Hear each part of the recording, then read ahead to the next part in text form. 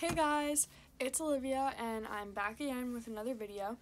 And today I am filming a video about how I take and edit my Instagram photos because this was super requested on my Instagram. So basically I'm just going to be showing you like what goes into taking the pictures that I post on my Instagram and how I edit them, the filters that I use, blah blah blah. And yeah, so this weekend I went to my cousin's house to film this video, or like to take these pictures I guess, and they have a pond at the end of their street, and so we went down there and like I set up my tripod and took a video of us, taking the pictures, and my cousin took them on her camera, and I posted them on my Instagram for this company called Sala Verde, which they sent me a pair of their sunglasses, and I have a code for you guys to use for 15% off. Yeah, I'll put it in the description as well as like my Instagram and stuff. So make sure you like, comment, and subscribe, and keep watching. So I'm not like some crazy rich famous person or anything, obviously. So normally I just take my pictures when I'm like out to dinner, or like when I'm just doing regular things that are like picture worthy, I guess. Or like I'll make a point to, like, if I want to go to a bakery, I'll go to a bakery that's cute to take pictures if I need something to post. So it does take effort to produce content, and a lot of the time I won't post something on Instagram because I don't want my feed to be worse than it should be, just because I don't have anything to post. I want my feed to match, and I want it to represent who I am, not just random pictures. I normally use my iPhone to take pictures. A lot of people ask me what camera I use. I don't normally use a camera. Sometimes I use my mom's camera, which is like 10 years old. It's not like brand new or anything. So you definitely don't need a brand new camera to take good Instagram photos. I just have the iPhone 8 and that's what I use. So next I use VSCO X to edit, and this is $20 a year, but for me it's very worth it because I take a lot of pictures, so it doesn't really matter to me to spend that money. But VSCO also has like filters that you don't have to pay for, so if you want to use that. Yeah. So when I edit my photos using VSCO, I will just import them, and then I either go to 04 or C6, which normally match my photos. That's why I use them, and I like to have somewhat of a theme on my page, so using the same filter helps a lot with that. And I'll just adjust how much it is used, and then I adjust the exposure, contrast, grain, sometimes the saturation, and then I will go to HSL, and if there's a specific like color saturation that I don't like, I can adjust that with this.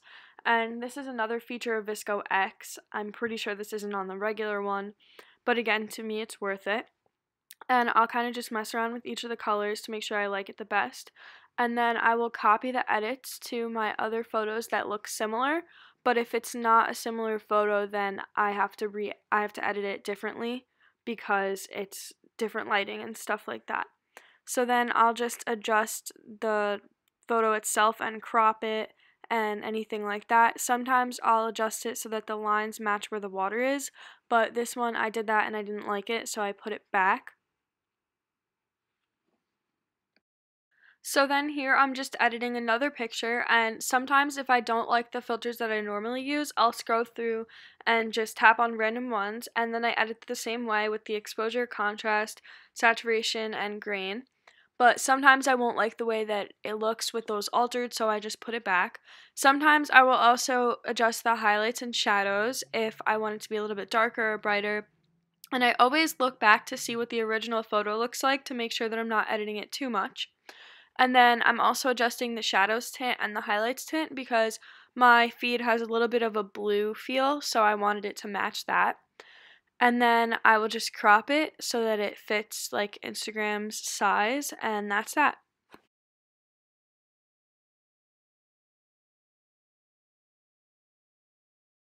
So I forgot to say this while I was like filming before, but I also have this app called Unum. I don't know if that's how you say it, but it's like UNUM. And it helps me like track my followers and track the best times to post and stuff like that. And you can like plan out like what order you post your photos in. And for me, right now, the planning part isn't very useful because I don't have like enough photos to be able to plan in advance, but it helps when like I do like a photo shoot and like I have a lot of pictures from it, or if I, like, over the summer, there will be some days where I'll take, like, a ton of photos, or I went to the city a few weeks ago and I took a ton of photos, so then it helps me plan out, which order they look best and stuff like that.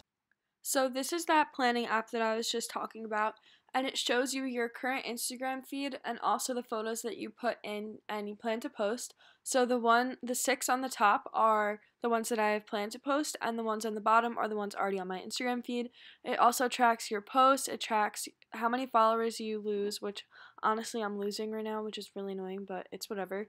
It tracks your sentiment, which, to be honest, I don't know exactly what this is, but mine is pretty high, so I guess that's a good thing.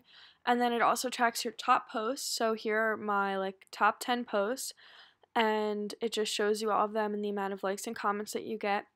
Then it shows you the best times to post, and if you click on it, it shows you pretty much every time of the day, and the bigger circles are the better times to post, where the smaller circles are there's not that much engagement, not a good time to post.